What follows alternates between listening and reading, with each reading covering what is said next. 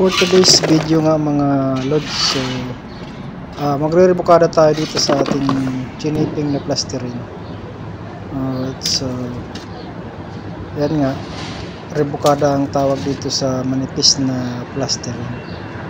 So yun nga guys, ito yung suggest ko sa amo ko na rebukadahan muna bago siya plasteringan para mas matibay yung kapit ng plastering at hindi na maulit yung kapak na nangyari. So yun guys, hindi ko nga alam kung ano ang English ng rebukada, basta sinabi ko rebukada at what? Tingnan na lang niya kung ano ang bro, what are you talking about, man? Okay naman siya, nag-agree naman siya sa rebukada, kaya yun guys ang ating unang process na ginawa bago plasteringan ng finish mga loads. So yan, yung rebukada ay ito yung proseso guys sa mga pagpa-plastering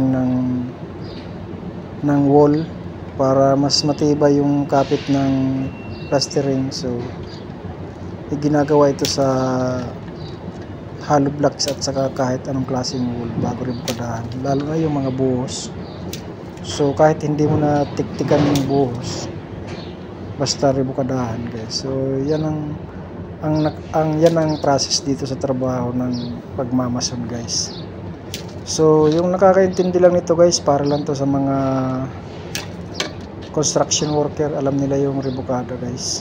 Alright, sa mga hindi nakakaalam ng rebukada at hindi nyo na unawaan yan guys, so pwede nyo i-skip yung video kung ayaw, kung hindi nyo na unawaan.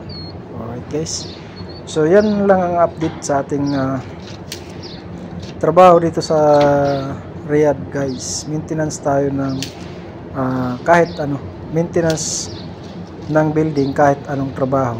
So halo-halo, kahit anong trabaho basta part ng construction guys.